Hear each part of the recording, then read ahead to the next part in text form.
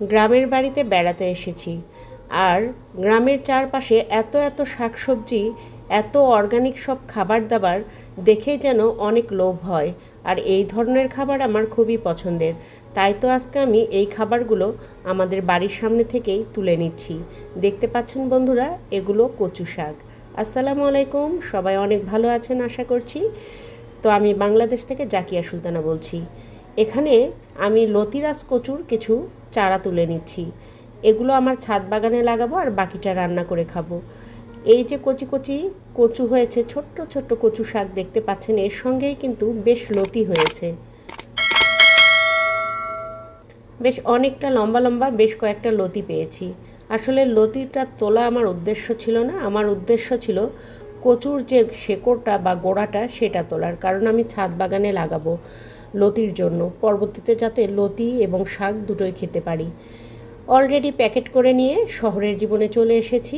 আর এই যে রান্নাঘরে সেগুলো ওপেন করছি। মাঝখান থেকে কেটে ছোট ছোট করে কেটে আর কি আনা হয়েছে, তাছাড়া লম্বা লম্বা করে আনা যাচ্ছিল না, পাতাগুলো নষ্ট হয়ে যেত। আর এই যে শিকড়গুলো এনেছি, বিশেষ করে শিকড় সহ গোড়াটা। তো লতিগুলো আমি কেটে নিচ্ছি, আর শিকড় সহ যে গোড়াটা থাকছে সেগুলো লাগানোর জন্য একটু আলাদা করে সাইড করে রাখছি। আমার এই কচু শাকটা খেতে খুবই পছন্দ, আর এত ভালো আয়রনের উৎস আমার মনে হয় অন্য কোথাও আর নেই। অত্যন্ত সহজলভ্য এবং পুষ্টি সমৃদ্ধ এই খাবারটা। তো ছাদ বাগানে কচুর গোড়াটা পুঁতে দেওয়ার জন্য চলে আসা হয়েছে। দেখতে পাচ্ছেন একটুখানি গর্ত করে নেওয়া হয়েছে, আর মাটি সামান্য খুঁড়তেই কেঁচো, কারণ কেঁচো কিন্তু জমির উর্বরতা ধরে রাখে। তো বেশ উর্বর মনে হচ্ছে আমার ছাদ বাগানের মাটিটা। যাই হোক, সেখান থেকে চলে এসেছে। আর এই যে মোটা মোটা কিছুটা ডাটা, এই ডাটাগুলো আমি আলাদা করে বেছে নিচ্ছি। আজকে কচু দিয়েই দুইটা আইটেম করব। আর একটা চাকুর সাহায্যে ডাটাগুলো এইরকম পিস করে করে কেটে নিচ্ছি।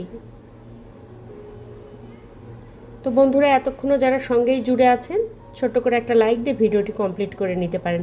আর সেই সঙ্গে চ্যানেলটি সাবস্ক্রাইব করা না থাকলে সাবস্ক্রাইব করে দিয়ে পাশে থাকা বেল আইকনটি বাজিয়ে দেওয়ার জন্য অনুরোধ করেছি। এতে করে আমার সকল নিত্য নতুন ভিডিও আপনার কাছে আগে ভাগেই পৌঁছে যাবে। আর যারা এই কাজটি আগেই করে দিয়েছেন তাদেরকে জানাচ্ছি ধন্যবাদ। আর সেই সঙ্গে আমার চ্যানেলে এরকম সহজ সাধারণ অনেক সুস্বাদু রেসিপি দেওয়া আছে, চাইলে সেখান থেকেও ঘুরে আসতে পারেন। তো এরকম মোটামুটি সব একই আন্দাজের কেটে নেব, যাতে দেখতে আর কি ভালো লাগে। তো এইভাবে সবগুলো কেটে নেব আর কি। আর যেগুলো একটু এরকম দাগ দাগ আছে সেগুলো বেছে সুন্দর করে ক্লিন করে নিচ্ছি। আর এই যে এখন কচুর পাতাটা যেভাবে নিচ্ছি আর কি, একদম কচি ঢলমলে পাতাগুলো দেখতেই পাচ্ছেন, এই যে এরকম করে নিচ্ছি। এটা চাকু কিংবা বটিতেও কেটে নেওয়া যায়। তো কচু শাকটাও রান্না করব আজকে, আর কচুর ডাঁটাটা দিয়ে একটা চচ্চড়িও রান্না করব।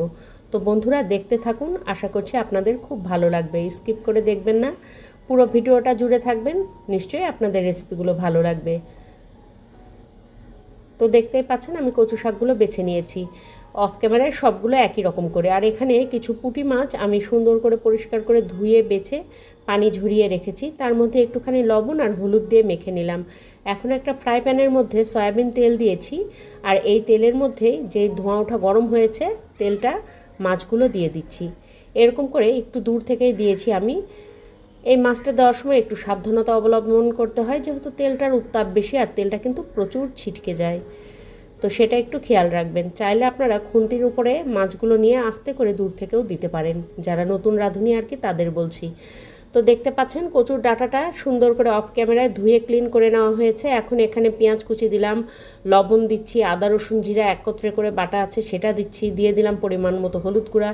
আর এটা কিন্তু কাঁচামরিচের গুঁড়া, একটু হলদেটে লাগে এই কাঁচামরিচের গুঁড়াটা তৈরি করার পর। আর তার সঙ্গে শুকনো মরিচের গুঁড়াও দিয়েছি। আর এদিকে মাছটা একদিকে লাল হয়ে গেছে, মাছটা একটু উল্টে দিচ্ছি। তো বন্ধুরা, এই গ্রামীণ খাবারগুলো যে এত সুস্বাদু, আমাদের শহরে বাচ্চারা কিন্তু এইসব খাবার কল্পনাই করতে পারে না, অনেকেই কিন্তু খেতে একদমই পছন্দ করে না। আমার নিজের বাড়িতে আমার ছেলেটা কচু শাক শুধু খাবে ভর্তা কিংবা ঘাঁটি করে দিলে, কিন্তু এই যে ডাঁটা চচ্চড়ি ছোটো মাছ দিয়ে একদমই মুখে তুলবে না, কারণ এই ছোটো মাছের স্বাদ তার কাছে নাকি ভালো লাগে না।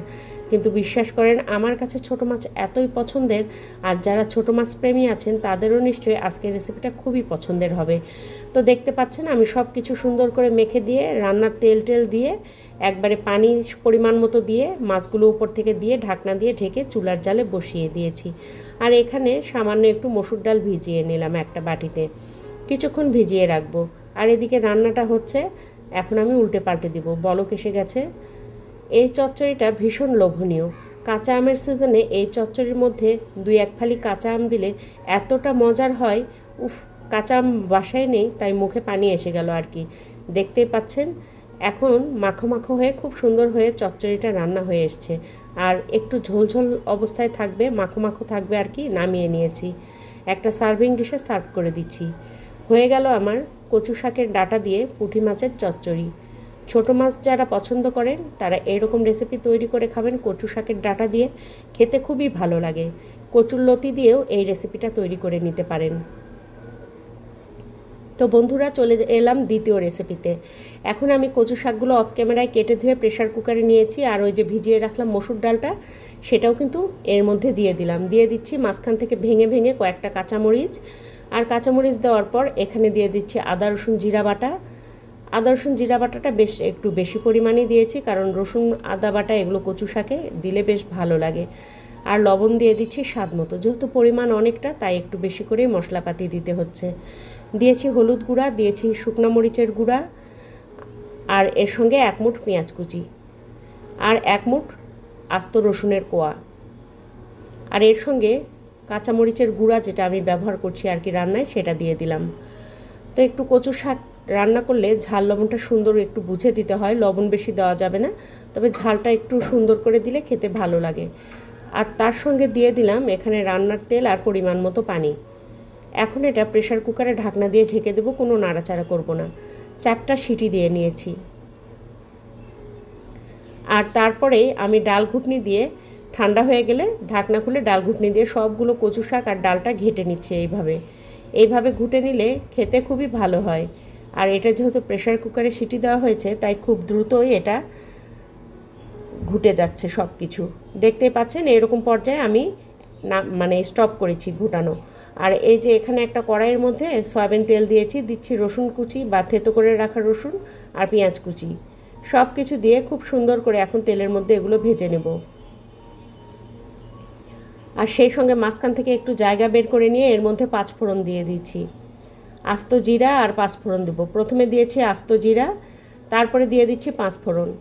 সব কিছু দিয়ে খুব সুন্দর করে একটু ভাজা ভাজা করে নেব। লাল লাল করে কিন্তু ভেজে নিতে হবে। কচু শাক রান্নার জন্য এই যে এখনকার যে ফ্লেভারটা অ্যাড হচ্ছে, এটাই হচ্ছে মেইন আকর্ষণ। এটাতে কমতি হলে কিন্তু কচু শাক খেতে একদমই ভালো লাগবে না। সব স্বাদ যেন এটুকুতেই লুকিয়ে আছে।